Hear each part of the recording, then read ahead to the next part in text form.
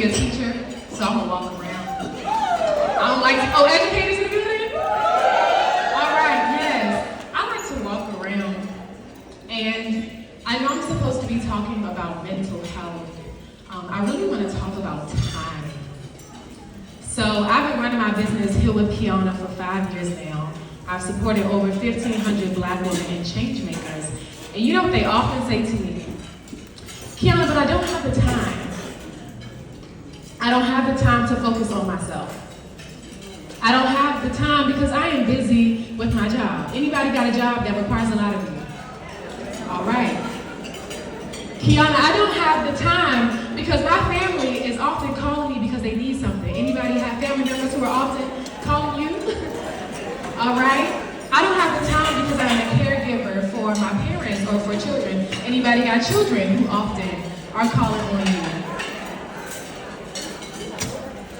And so I want to talk to you about time.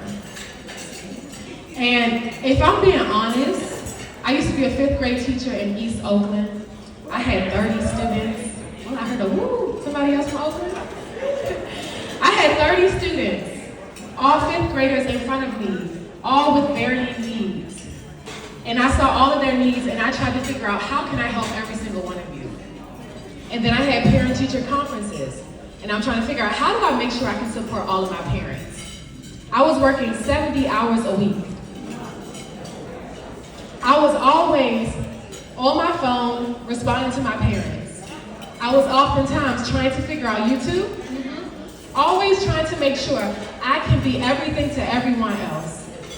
And when I came home, I had very little left for myself. Can anybody relate to that? You look at your plate, you see every single person on that plate, and where are you? All right, serving the plate.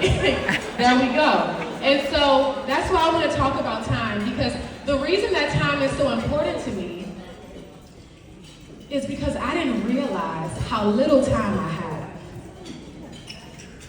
I didn't realize that time was my greatest resource. I thought my job as a Black woman was to make sure that everybody else had what they need. Even if it cost me. Even if it meant I abandoned myself. And I saw it because that's what my grandmother was. She was a strong Black woman. If she had $100, she gave 90 away. And so I thought that's what it means to show up for people, to care for people. Is that I don't mind putting myself on the back burner so that everybody else has what they need. But that changed. June 3rd, 2020, 3 o'clock in the morning, I get a call saying that my grandmother passed away. The strong Black woman who was always there for everybody is no longer here. After taking a moment to spend time grieving and healing, I felt like my grandmother, her spirit came to me and said, Keonna, child, don't do what I did.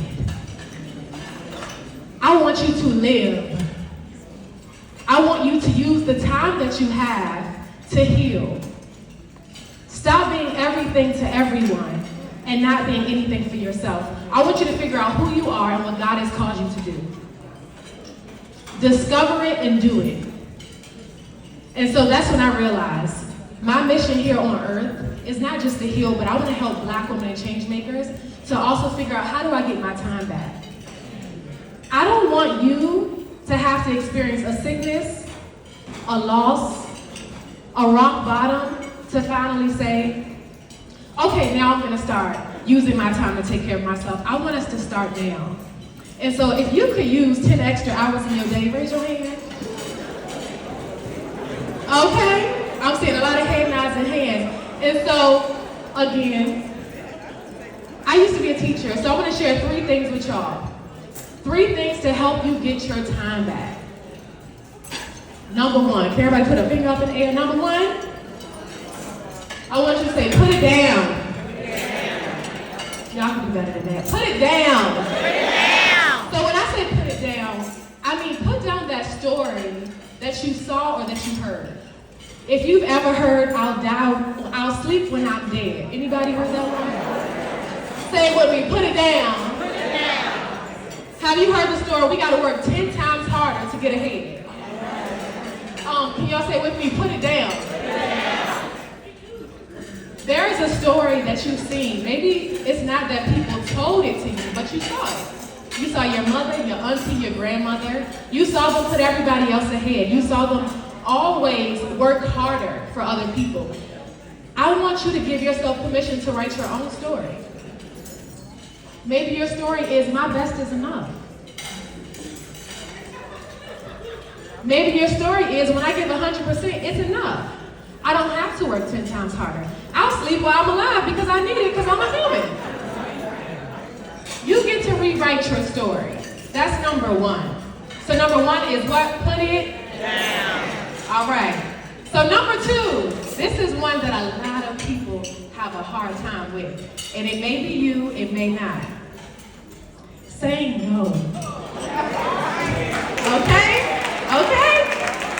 Saying no. I am a recovering people pleaser. Anybody else in the building? I love for people to feel comfortable. I love to make people happy. I love when people can say, thank you, Keonna, you've been there for me. I just appreciate all the ways that you showed. That felt like a badge of honor. What I learned is that by saying yes to everybody, I was always saying no to myself. It's time to start saying no to other people. And there's some really easy ways to do it. No. I want you to practice. Look to the person next to you. Let's practice. And I want you to say no.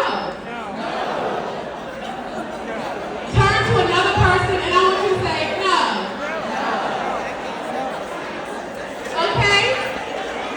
It is a 2-letter word. No. And I want you to pause for a second. Can everybody take a moment to pause?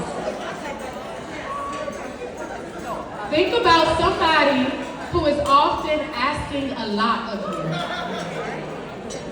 Somebody, I hope they actually say their name out loud. Think about someone who asks a lot of you, and sometimes you just don't have it. It's that coworker, it's that family member, maybe sometimes it's your children. You just don't have it. I want you to practice saying no. And for some people, it's not that you always need to say no to other people. Sometimes you need to say no to yourself. Because that self-talk tells you, I need to keep going. You write a to-do list that is miles long, and you say, I won't have my lunch until I finish everything on this list. You have to tell yourself no. So number 2 is say no. What's number 2? Okay, so we know we can put it down, we can say no. But number 3, this is the juicy. Number 3 is say yes. Say yes. There is something that you have been saying, ooh, I gotta make that appointment. Ooh, I've been wanting to learn how to roller skate. I haven't read a full book in a long time. It's something that you keep putting off on the side. God told you to start that business 10 years ago. And so I want you to think about that thing that you have been saying no to that you actually need to say yes to. Saying yes to, I've been wanting to spend more time with my grandkids, but I'm often too busy. Not only are we saying no to create more time, but we're saying yes. Yes to the things that are actually for us, for our mental health, for our wellness. So number 3 is say. So I also want you to turn to someone, and I want you to tell them, if you had 2 extra hours in the day, what would you say yes to? Take 30 seconds. What would you say yes to? I'm sure a lot of people don't say sleep.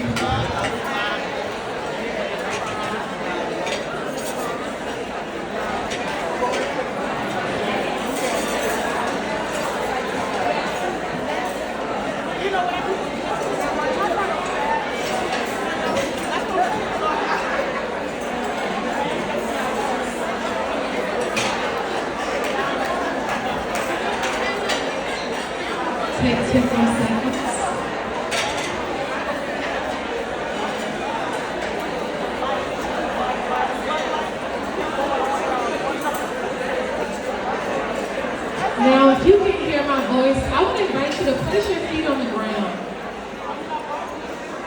to invite you.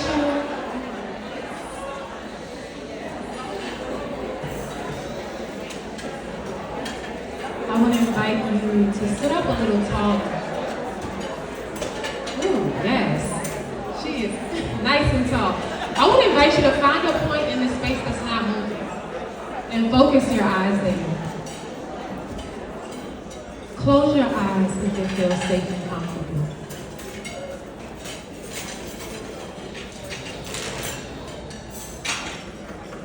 Now you just say it to someone next to you. One thing you will say yes to. I would invite you to take a moment to imagine yourself doing that thing. So with your eyes closed or with your eyes focused on a point that's not moving,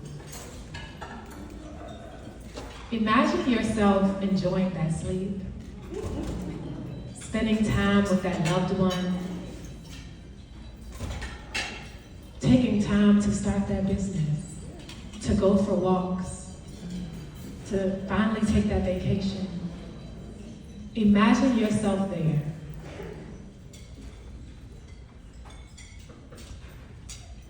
And really go there. If you're at the beach, I want you to hear the sounds of the waves crashing, the sun against your skin. If you are sleeping, I want you to rub your toes into that comforter. Okay? Go there. Go there.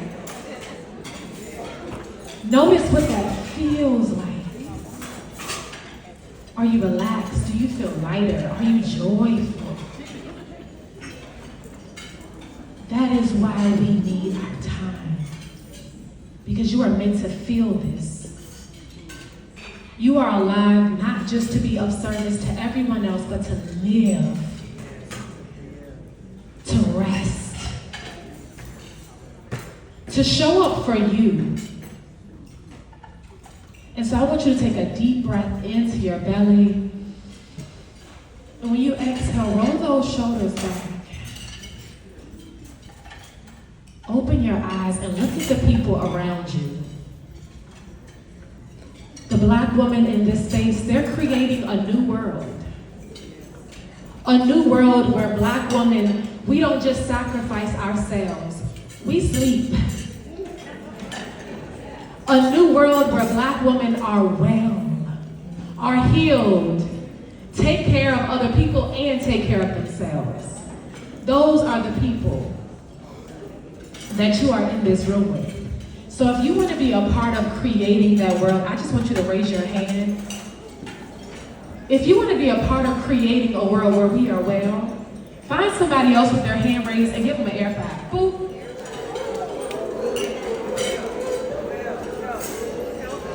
Because it takes all of us. And what I want to charge you to do today is I told you 3 things. Number 1 was put it down. Number 2 was say no. Oh, y'all said that one with some extra energy. Number 2 was say no. And number 3 was say yes. I want you to choose one thing that you're going to do starting today. And just put the finger up. If it's 1, you're going to put 1 finger up. If it's 2, you're going to put 2 fingers up. If it's 3, she put 2 fingers up real fast. She said, I'm going to say no today. Okay? Identify what you're going to do today. And know that with every hand that is up, that is another person committed to creating this world. Thank you.